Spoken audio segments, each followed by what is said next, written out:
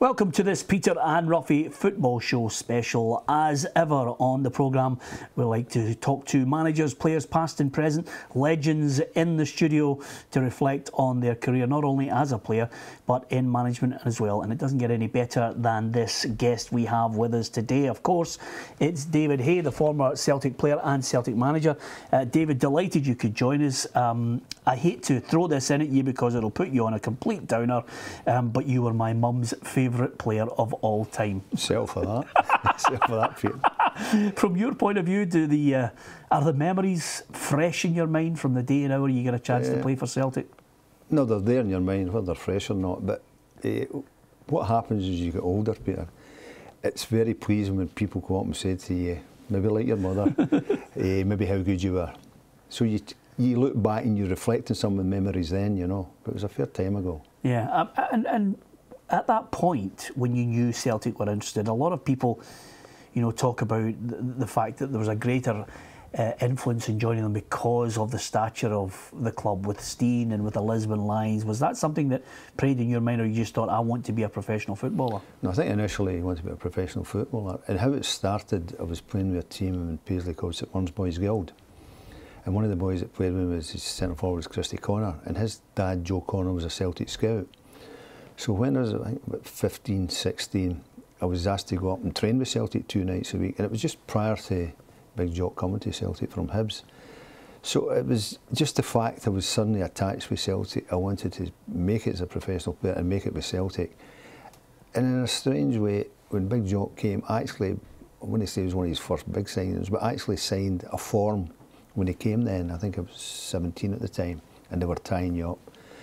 And that was the start of it, and it was fantastic to play at that era with Celtic. And maybe a bit biased, but probably one of Celtic's best periods in their history.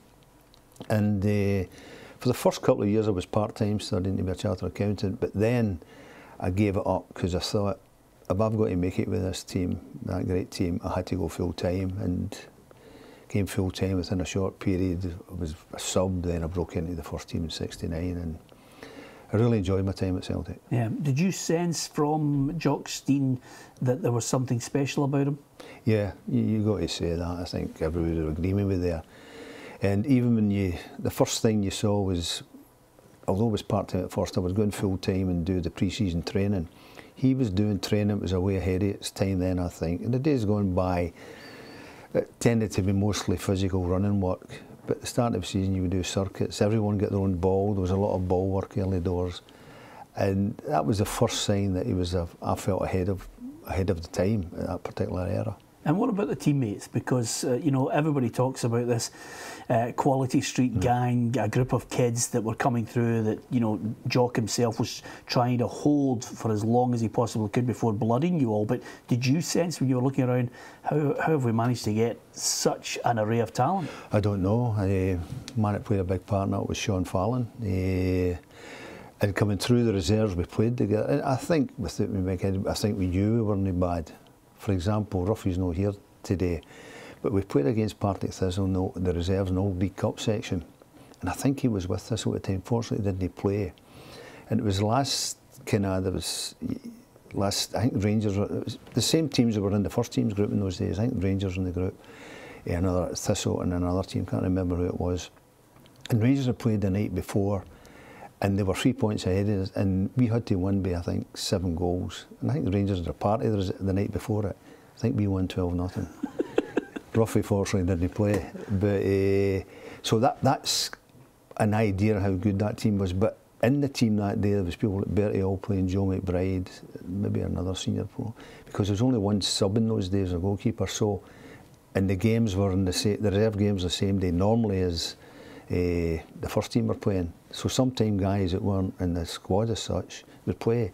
So we learned our trade from these guys. But I think looking back on it, it was an exceptional talent of players, you know, myself, George Conley, my mate, Ken Dalglish, Danny McGrain, and Lou Macari. You know, they don't get much better than that. Yeah. From your point of view, you'll look on your career and there'll be tremendous highs. You've mentioned your pal there. I mean, he's one of those players that, you know, from time to time, you know, I speak to people and say, what a loss I mean, do you have that feeling of what might have happened if George really had the ability to take the fame and fortune that would have undoubtedly come his way?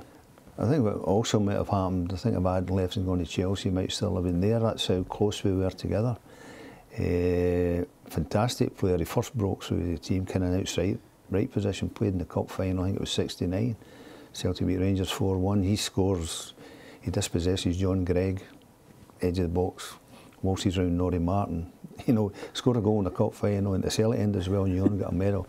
Didn't come much better than that. And to show you the bond we had that night, myself, Davie Hay, John Gorman, went through to Geordie's house that night, you know, after the cup final, and I think we were playing out in the street at midnight that night, trying to save him. Nah, we were delighted for him, that's how strong the bond that was. But we all finally come through and broke into the first team. Yeah, but it was sad that his career sort of finished prematurely. Yeah, from your own perspective, you mentioned there around about 1969, you know, you're starting to make an impression. Suddenly I'm looking at, you know, everybody can rhyme off the 1967 European Cup winning side, but that 1970 side still had the nucleus of them, and you play in that, although at the end of it didn't quite go according to plan. Biggest disappointment in my football career that night. We had beaten Leeds, deservedly so, in the semi-final. You know, a record crowd at Hampden saying 136,000. You can almost can't imagine that, Peter. Strong favourites to beat Feyenoord. Totally underestimated them. But strangely enough, it went to extra time, and they scored with a couple of minutes to go. It had then gone to a replay in those days, not penalty kicks. And I'm convinced we could have beaten them, but we didn't. Feyenoord deserved to win. But not only was the disappointment in losing it, and the big disappointment, but knowing we didn't play as well as we can do without taking it away from Feyenoord. Definitely the biggest disappointment in my football career. And if that's your low, is there an ultimate high in the green and white? No, I think there was a low at your first medal, breaking through to the first team, winning leagues, beating Rangers, playing with Scotland, you know, in the World Cup and that. So there was many highs. But down to Chelsea, and really enjoyed my time there, but I was plagued with injury, you know, and an injury such an eye injury, detached retina, which is, it's not your normal sort of breaker that you recover for. Yeah. After that, my vision was sort of but I still, how I managed to play with almost the one eye, you know. But that used to be my excuse when I had the two eyes. I used to say I couldn't see too well when I made a few challenges. Do you remember how you got that injury? No, what happened when I was a kid, I got kind of struck in the eye with an arrow, and it developed. In my first year at Chelsea, I had a cataract operation, but I got back playing well enough after that. But then the space of a week, I get elbowed in the eye and kicked in the eye, and it was diagnosed as detached retina. I went to the hospital that day with my friend Ron Harris. I used to chauffeur Ronnie, didn't drive at the time, and I remember seeing the specialist who had operated me in the cataract, and he says, "Oh, you'll need to stay in." I says, "No, I've got Ron out there, I've got to go back home." He says, "No." So they put me in a bed, tilted head, and operated the next day. It wasn't totally successful because I then went to a specialist in Cambridge who was a pioneer in the laser treatment at the time, and it got some form of vision back, but it was it wasn't a clear vision. My periphery vision had gone a wee bit. But strangely enough, I got back playing after that. I was fine if I played right back or central defence. Midfield, I began to struggle. Some might have said I struggled other times with the two eyes, and then eventually, not long after that, I got knee injuries, and I was kind of forced to call it quits. Yeah. You know, a lot of people talk very positively about you as a player. What about you as a player playing alongside, you know, guys maybe at Celtic or Chelsea? Was there one particular player that you thought, special, it's been a joy to play with them? I think it was special to play with the Lions. Not only we trained every day, you know, I could go through every one of them, you know, Billy's, McNeil's leadership qualities, you know, best captain ever, so the commanding in the air as a centre half. Two best central midfield players I know of in Celtic, Bobby Murdoch and Bertie Auld, and I actually ended up playing midfield in there. They Bobby up front, you know, I'm not trying to miss him, but Tommy Gemmell was good as a left back as you get.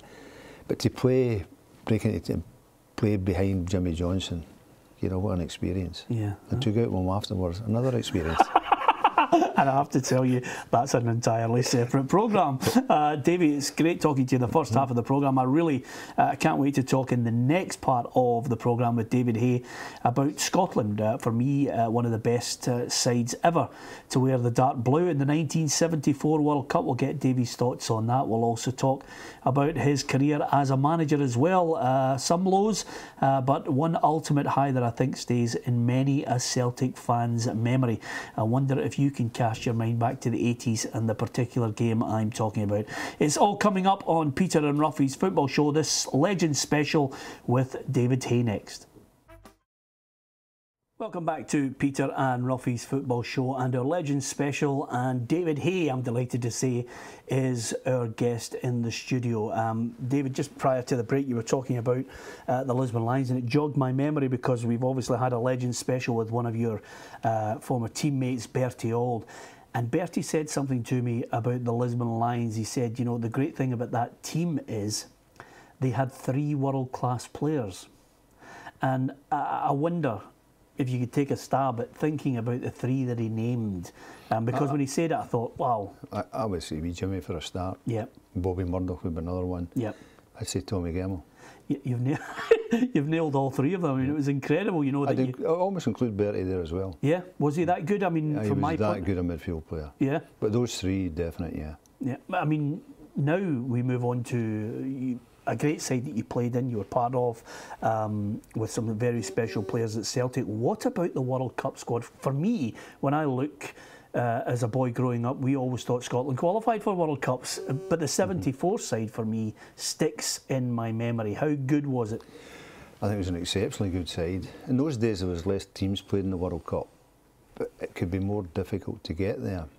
Ironically, I think there was only about 4 teams in our section, but you're playing against Czechoslovakia, you know, fragmented Czech Republic and Slovakia, and I think they had possibly, well, they got to the World Cup final, I think it was 60 or something. I don't know if they played in the Euros, the finals earlier than that. They won the European Championships in '76, 2 years after you as well. Well, so to beat them at Hampden was phenomenal, and it meant beating them. We were then through to the World Cup. When we got to the World Cup, obviously in our group was Brazil, Yugoslavia, no fragment, and they'd won the Euros, I think, '68, and Zaire.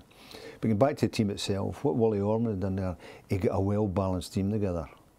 You know, it was really well-balanced, I felt, the team. A lot of good players when you look back in it. The one thing probably, in reflection, he didn't do, although wee Jimmy was there, he never played in any of the games. Even coming off the bench, I think, particularly against Brazil. In Yugoslavia, he destroyed Red Star almost in in the early 70s in that European Cup game. But that might have been because of 1 or 2 disciplinary issues off the park and that. But it was an exceptionally well-balanced team, and we all got on well together. We were away for about 5 weeks. We had our moments off the park. You know, even before we played England, before we went away in, I think, April or May, and there was a famous boating incident there. But we beat England 2-0. To this day, I say no manager has followed that one out on a boating trip before playing England. Maybe that's something to think about, Gordon, you know, when you get England next year. But I agree, and Wally Orman, you might think it's he picked, apart from me, the best team for each game, you know. And it was a great group of players. I was fortunate to play in the midfield alongside Billy Bremner. Fantastic Scottish player, fantastic captain. But played with my boyhood idol, Dennis Law. Dennis played in the game against Zaire. And it was, what I've got to admire both about Jimmy and Dennis, although Dennis never played any other games, Jimmy, there was never any signs of unrest with them being, they never showed any discontent to the rest of the squad. Which nowadays, if somebody gets anything wrong with them, you know, don't get their shed right, combed the right way sometime, they're up in arms. Was there a particular player, I mean, you mentioned Billy Bremner, was there a particular player in that squad that you thought, wow, I mean, we're lucky to have that standard? I mean, Jinky, obviously, because you saw him at first hand. Was there someone else? I think just over, it was the basis of a good team bond. You know, you go back, you know, there was late Sandy Jarn played, Danny was playing left back at the time. You had Jim Holton, you had Martin Buchan and John Blackley vying for the centre event, and then you had Wally Morgan on one side, Peter Lorimer was there as well, Tom Hutchins and Big Joe Jordan, Kenny was there as well. So it was I thought, a really exceptional squad, and what I said earlier, the balance of the team I felt was correct. Yeah. I'm ever so unfortunate not to go through from the group stages. I think many a player that I speak to on these Legends programmes mention the joy of playing. It can never be replaced. But when you eventually move into management, how easy a transition was it for you, or difficult? Well, first of all, I was fortunate when I stopped playing earlier, as I mentioned previously. I come up and I'll always be grateful. Ali McLeod gave me my first job as assistant at Motherwell. And I think because of the eye injury, knee injury, you do miss playing. I'm going to say that, yeah. But because I couldn't maybe join in the same, it helped a bit. And you have to try and divorce yourself, because I was maybe about 30 at the time, so I'm still the ages with some of the players. You have to use to your advantage how you would like to be treated as a player, but you also realise you have to maybe sometimes treat them not necessarily the correct way for them, but the right way for the team. Yeah. And you have to make a concerted effort to be that. I end up trying to be fair with all players I managed. You know, I would always say, I'll give you one chance, two chances, you're beginning to test me a wee bit. Yeah. And did you, I mean, getting success with Motherwell and getting them into the top flight, no mean feat, but you had a good bunch of guys there as well. We did. I can remember them well, and strangely enough, I left to go to America, a mistake in that. I've always made some decisions that haven't worked for me. But anyway, a lot of good players. I'll tell you, look to the midfield, it was Brian McLaughlin and Alfie Conn. And you got to say, probably when they run too much box to box. You big Graham Forbes playing beside them sometime. But there was quality there, and we won the league well that season. We were unfortunate as well in the Scottish Cup. Believe it was Alex Ferguson's team. We played Aberdeen at Fir Park in one of the earlier rounds. They beat us 1-0. They scored, I think, one of the quickest goals ever. John Hewitt scored after 12 seconds. You know what? We were unlucky not to beat them. At least got a draw. They went on and won the cup that year. Yeah. So we were playing with a high level of confidence with a lot of sort of talented players and that. And I know sometime in the circuit you go with John Geoghegan. Well, John was there at the time. I would never have realised the same John Geoghegan, who was brilliant after dinner speaking, was as quiet as a moose in the dressing room. Yeah, absolutely. I mean, I always tell him about you know, the playing days, and the Motherwell fans that look back on him with high regard. That was one team. I think it's fair to say Davie Hay as a manager will always be remembered for that one day at Love Street. Yeah, yeah. Is it something you look back on with pride? Well, ironically, I'm now at New College Lanarkshire there, and I was over with a group through a funding programme in a sports complex in Italy. It was Partito Social Community was the group. So what I do there, I do a monitoring visit, and you check that the programme is justified, and you ask some of the participants how it's going, the pluses and minuses.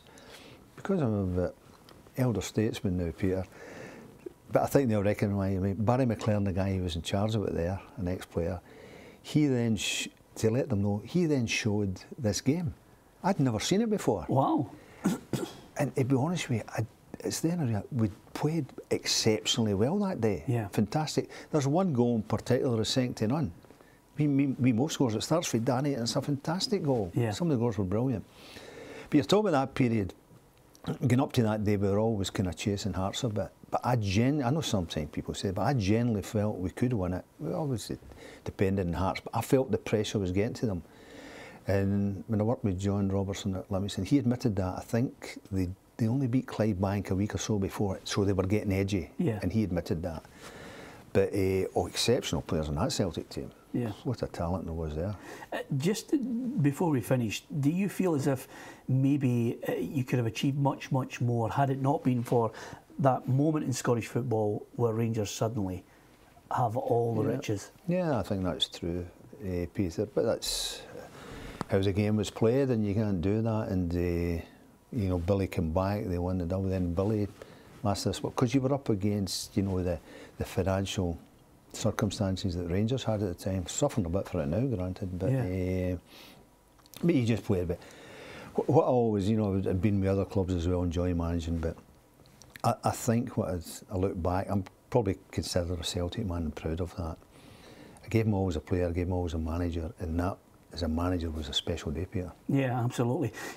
Tough one. If you could sum up your career and how you'd like to be remembered in 3 words, can you think of them? a Celtic man. It doesn't, I think there'll be many a person happy with that way. That's the best way to sum it up. David Hay, it's been an absolute joy chatting to you. I enjoyed it, Peter, as well. It could have gone on for so much longer had we had Ruffy here, but nevertheless, I hope you enjoyed chatting here with David Hay and some of the memories, not only as a player, but of course as a manager as well. We'll have more of these Legends specials on STV Edinburgh and STV Glasgow, and if you missed them on the telly, you can catch up on plzsoccer.com as well, where you can get on the website and look back at some of the Legends, players past and present, all talking about their wonderful careers. David Hay was talking about his time at Celtic, Chelsea and Scotland, and we'll hear more from Legends throughout the forthcoming months. From David Hay and from myself, Peter Martin, thanks for watching. Good night.